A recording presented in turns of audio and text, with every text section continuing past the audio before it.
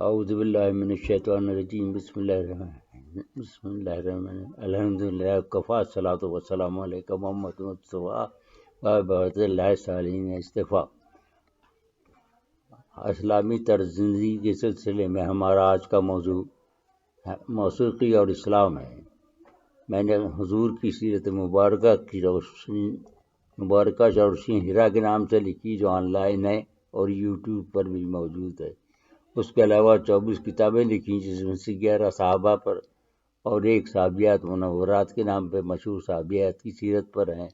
حال میں اسلام دین معاملت سے وہ سلسلہ وال تحریر کا سلسلہ شروع کیا، جو کہ معاملات و حقوق کے بارے میں تھا، جن کو ہمارے قارئین نے بہت پسند کیا۔ آج کل یہ سلسلہ اسلامی طرز زندگی جاری ہے۔ اب تک میں نے سورہ الانعام کی آیت نمبر 65 کو سامنے رکھا، جس کے نزول کے بعد حضور بہت پریشان ہوئے اور ایک بہت طویل عبادت میں مصروف ہو گئے۔ لوگوں نے پوچھا کہ یا رسول اللہ صلی اللہ علیہ وسلم، آج ایسی کیا بات ہے کہ مسجد سے یکایک اٹھ کر یہاں جنگل میں آپ تنہا تشریف لے آئے؟ جب ہم آپ کو تلاش کرتے ہوئے یہاں پہنچے تو ہم نے آپ کو سجدے میں پایا۔ تو انہوں نے فرمایا کہ یہ آیت نازل ہوئی ہے جس میں آسمانی عذاب، زمینی عذاب اور آپس میں ٹکڑے ٹکڑے کر کے لڑانے کا ذکر تھا۔ میں نے اللہ تعالیٰ سے درخواست کی کہ میری امت کو اس سے مستثنیٰ فرما دے۔ اس نے میرے 2 مطالبے تو مان لیے، مگر تیسرا نہیں مانا۔ فرمایا تو وہ اس امت کا مقدر ہو چکا ہے۔ پھر صحابہ کرام سے ارشاد فرمایا کہ تم وعدہ کرو کہ تم آپس میں لڑو گے تو نہیں؟ سب نے یک زبان ہو کر فرمایا کہ حضور صلی اللہ علیہ وسلم، یہ کیسے ممکن ہے کہ قرآن ہمارے پاس ہے، آپ کا حسنہ ہمارے پاس ہے اور ہم آپس میں لڑیں؟ حضور نے ارشاد فرمایا کہ جو وقت قرآن تمہارے حلق سے نیچے نہیں اترے گا۔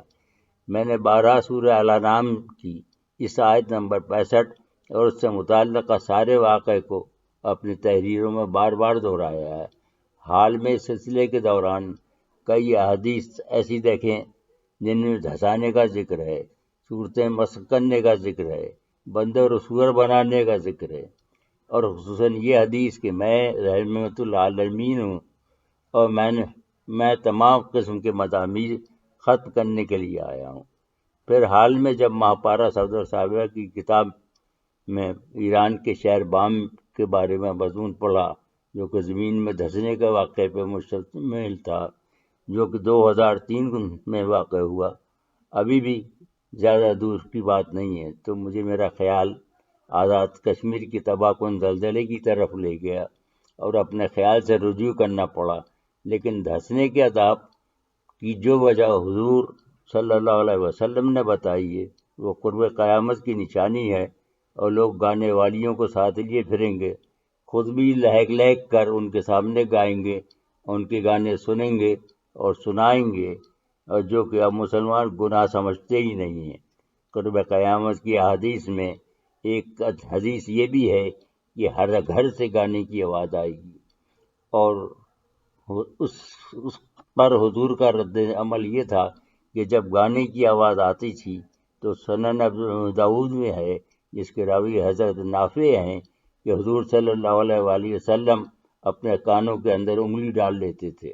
انہوں نے فرمایا کہ میں نے دیکھا کہ عبداللہ بن عمر رضی اللہ تعالیٰ عنہ کو مزامیر کی آواز پر اپنے کان میں انگلی ڈالی تو ان سے وجہ پوچھی، تو انہوں نے فرمایا کہ میں نے حضور کو صلی اللہ علیہ وسلم کے کانوں میں انگلی ڈالتے دیکھا، تو میں بھی ان کا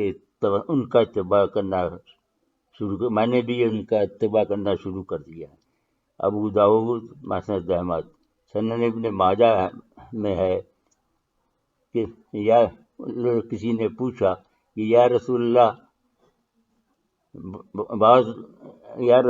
بعض لوگ اب نام بدل،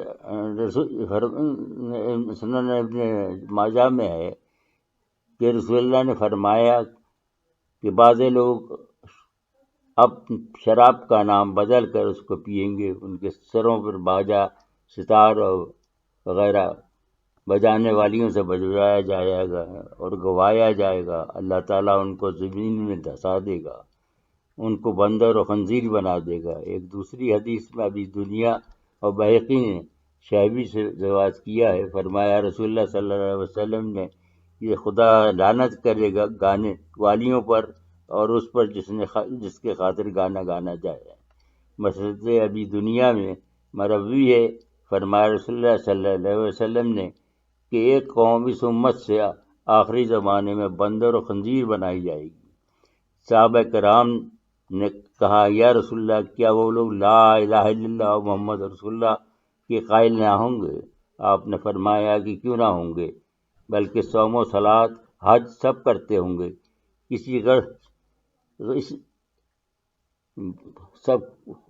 سب کرتے ہوں گے۔ کسی نے عرض کیا کہ اس سزا کی وجہ کیا ہے؟ آپ نے فرمایا کہ انہوں نے معزز بادشاہ ستارے وغیرہ اگانے والیوں کا مشغلہ اختیار کیا ہوگا۔ اس سلسلے میں بہت سی اور احادیث ہیں جنہیں طوالت کے خوف سے ہم نہیں دے رہے ہیں۔ ہمارے خیال میں اس کا حل یہی ہے کہ مسلمان پہلے کی طرح حضور صلی اللہ علیہ وسلم کے اسماء الحسنی کو پڑھیں اور اس پر چلیں، جیسے کہ قرن اولیٰ کے لوگ پڑھتے تھے۔ اس سلسلے میں ہم امام زین العابدین کا قول پیش کر کے بات ختم کرتے ہیں کہ انہوں نے فرمایا کہ ہم بچپن میں اسماء الحسنی صلی اللہ علیہ وسلم اس طرح پڑھتے تھے جیسے لوگ قرآن شریف پڑھتے ہیں۔ مسلمانوں کا یہ عالم ہے کہ وہ باجوں اور گانوں کو گناہ ہی نہیں سمجھتے۔ اب تو یہ عالم ہے کہ کوئی شادی ایسی نہیں ہوتی جس میں ڈھولکی نہ بجے، مخلوط طور پر گانے بجانے کا انتظام نہ ہو۔ ولیمہ ہے تو دولہا دلہن کا ناچنا ضروری ہے۔ مجھے خوف آتا ہے کہ یہ گناہ جسے اب ہم گناہ نہیں سمجھتے اتنے نہ بڑھ جائیں کہ یوم محشر ہماری نیکیاں کم پڑ جائیں۔ اس گناہ کی جو سزائیں بیان ہوئی ہیں، دھنسانا اور صورت مسخ کرنا، پہلی امتوں میں یہ عذاب واقع ہو چکا ہے جو کہ انتہائی نافرمان تھیں۔ کیا ہم بھی نادانستہ طور پر ان کے نقش قدم پر تو نہیں چل رہے ہیں؟